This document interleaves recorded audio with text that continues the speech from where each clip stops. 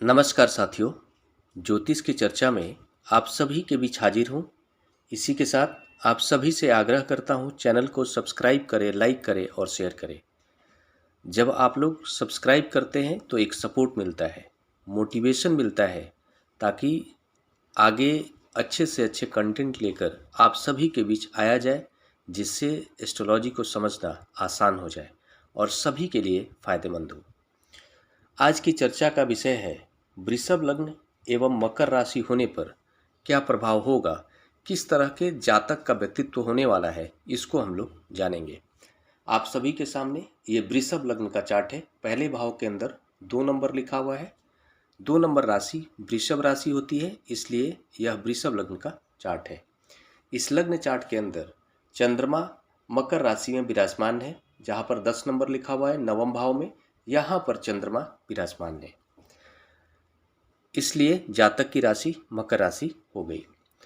ये कॉम्बिनेशन किस तरह का होने वाला है जातक का, अगर वृषभ लग्न है और मकर राशि है तो किस तरह का ये कॉम्बिनेशन प्रभाव देने वाला है। वृषभ लग्न है, वृषभ राशि के स्वामी ग्रह शुक्र होते हैं, इस नाते जातक के व्यक्तित्व के ऊपर शुक्र का प्रभाव होने वाला है। शुक्र का पूरा प्रभाव होगा। जातक का कद कैसा होगा, रंग कैसा होगा, कदकाठी कैसी होगी, किस तरह का आकर्षक उसके व्यक्तित्व होंगे और मूल रूप से उसके जो स्वभाव है किस तरह से होंगे, इसको जानने के लिए हमें शुक्र को जानना होगा कि इस लग्न चार्ट के अंदर शुक्र किस कंडीशन में है।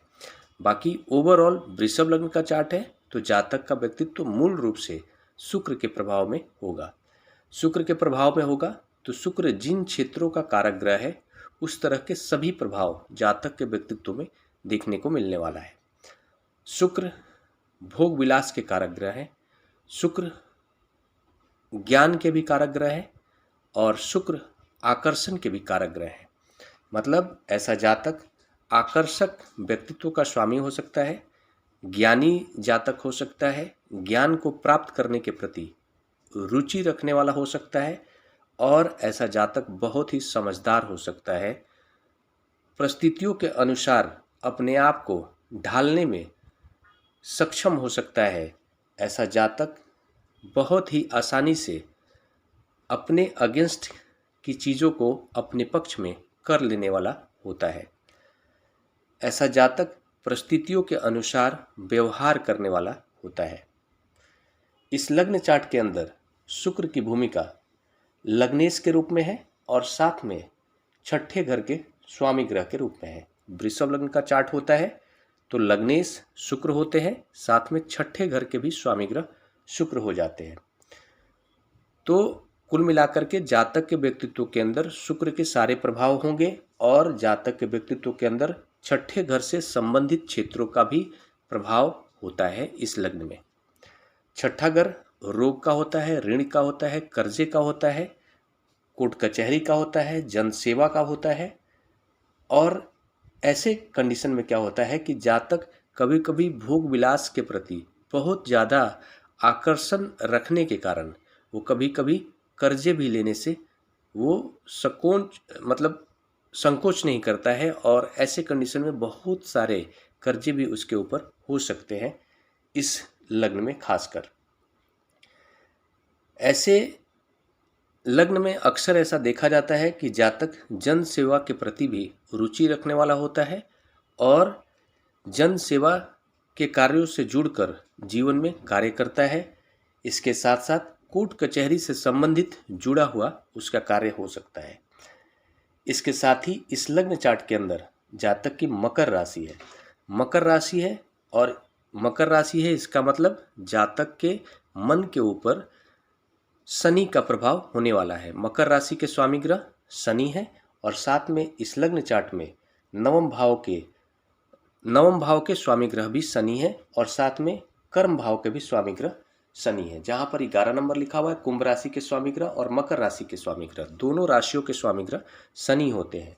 इस नाते जातक के मन के ऊपर शनि का पूरा प्रभाव होगा। तो शनि के जो भी क्षेत्र हैं उन सभी क्षेत्रों का प्रभाव जातक के मन के ऊपर होने वाला है।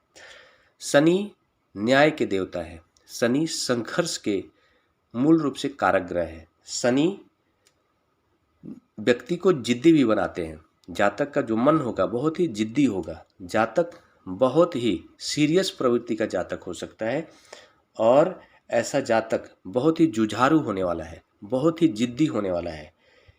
इस कारण से इस लग्न चार्ट के अंदर नवम भाव के भी स्वामी ग्रह है, मतलब भाग्येश शनि है। मतलब जातक का जो भाग्य होने वाला है, भाग्य का जो उदय होने वाला है, अगर वो शनि के क्षेत्रों से जुड़ करके कार्य करता है तो उसको विशेष सफलता मिलने वाली है। यहाँ पर नवम भाव और दसम भाव दोनों का कॉम्बिनेशन है, दोनों भावों के स्वामी ग्रह शनि है।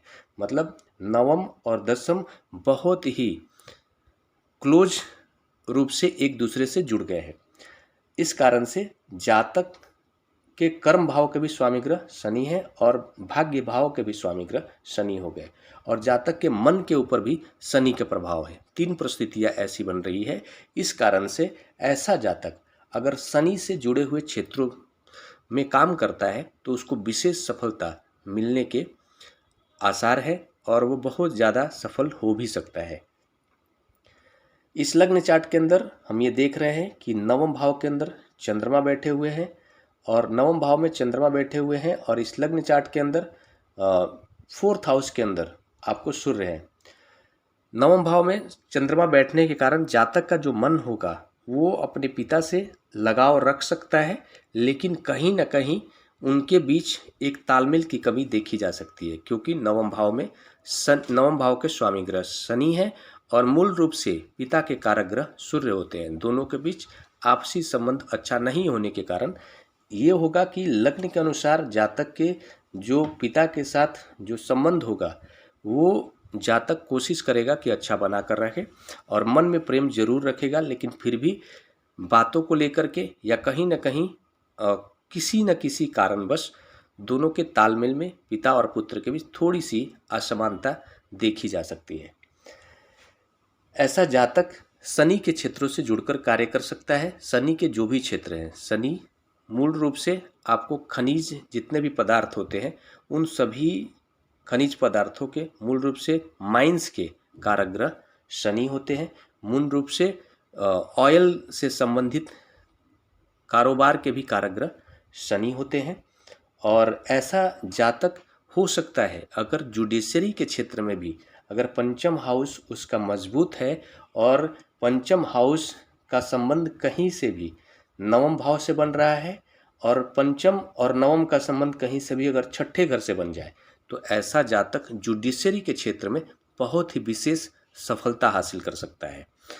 अगर किसी के भी जातक के लग्न चार्ट के अंदर पंचम भाव के स्वामी ग्रह या फिर पंचम भाव से और नवम भाव के स्वामी ग्रह या फिर नवम भाव से और छठे घर के स्वामी ग्रह, इन तीनों घरों का आपस में किसी तरह से संबंध कायम होता हो या फिर इन तीनों घरों के स्वामी ग्रह के बीच किसी भी तरह का संबंध स्थापित होता हो, तो ऐसा जातक अगर जुडिशरी के क्षेत्र में कोशिश करता है, पढ़ाई करता है, तो वो अच्छी सफलता हासिल कर सकता है। जातक के मन के ऊपर शनि का पूरा प्रभाव होगा, इस कारण से जातक नैतिक होगा।